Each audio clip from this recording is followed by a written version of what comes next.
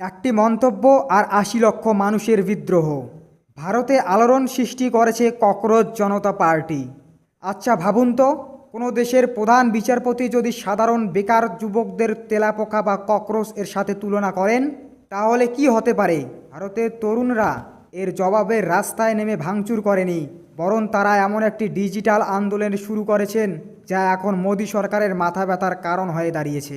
ঘটনাটি ঘটেছে ভারতের সুপ্রিম কোর্টে। প্রধান বিচারপতি সূর্যকান্ত এর শুনানির সময় মন্তব্য করেন, কাজ না পেয়ে যুবকরা সোশ্যাল মিডিয়ায় অ্যাক্টিভ হয়ে যাচ্ছে বা আরটিআই করে সিস্টেমকে বিরক্ত করছে। এই মন্তব্যের পর ভারতের যুব সমাজ ক্ষোভে ফেটে পড়ে। তারা মনে করে এটি বেকার যুবকদের চরম অপমান। কিন্তু প্রতিবাদের ভাষাটা ছিল একদম আলাদা। কোনো মারামারি নয়, কোনো স্লোগান নয়। তরুণরা সোশ্যাল মিডিয়ায় রাতারাতি তৈরি করে ফেলল একটি কাল্পনিক রাজনৈতিক দল, যার নাম ককরোচ জনতা পার্টি। ইনস্টাগ্রামে দেখতে দেখতে প্রায় ৮০ লক্ষেরও বেশি মানুষ দলের সঙ্গে যুক্ত হয়ে গেছে। তাদের কথা পরিষ্কার, অধিকারের দাবি জানালে যদি ককরোচ হতে হয়, তাহলে আমরা গর্বিত, আমরা ককরোচ।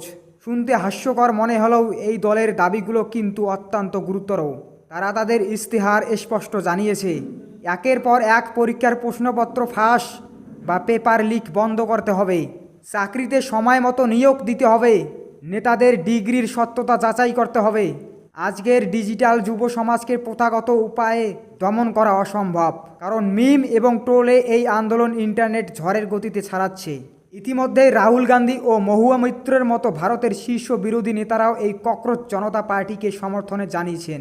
বিশেষজ্ঞরা বলেছেন, এই ডিজিটাল ক্ষোভ যদি 2026-এর রাজনৈতিক সমীকরণে ভোটের বাক্সে রূপ নেয়, তবে যে কোনো সময়ের জন্য তা বিপদের কারণ হতে পারে।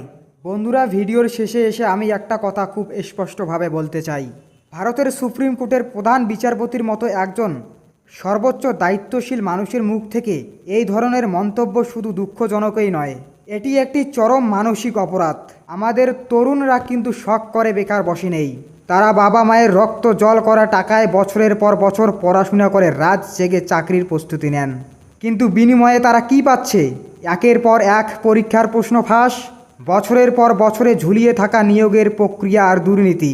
এই সিস্টেমের দুর্নীতির বিরুদ্ধে যখন কোনো তরুণ আইনে প্রশ্ন তোলে বা সোশ্যাল মিডিয়ায় আওয়াজ তোলে, তখন তাকে ককরোচ বা পরজীবী বলে অপমান করা হচ্ছে। এর চেয়ে লজ্জাজনক আর কি হতে পারে? প্রশ্ন করা যদি অপরাধ হয়, তাহলে গণতন্ত্রের আর অর্থ কী রইল? আমি মনে করি যুব সমাজের এই ক্ষোভ একদম 100% সত্যি।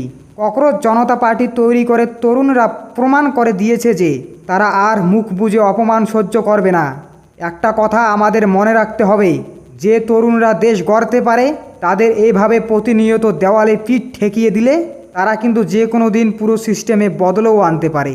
শাসন ব্যবস্থায় বসে থাকা মানুষদের এবার অন্তত অহংকার ভুলে তরুণদের আসল সমস্যাগুলো সমাধান করা উচিত। এই পুরো বিষয়ে তোমাদের নিজেদের মতামত কী? তুমি কি প্রধান বিচারপতির এই মন্তব্যে নিন্দা জানাচ্ছ? নিচে কমেন্ট করে অবশ্যই জানাবেন। ভিডিওটি ভালো লাগলে লাইক দিবেন, আমার চ্যানেলটিকে সাবস্ক্রাইব করে আমার পাশে থাকবেন। ধন্যবাদ।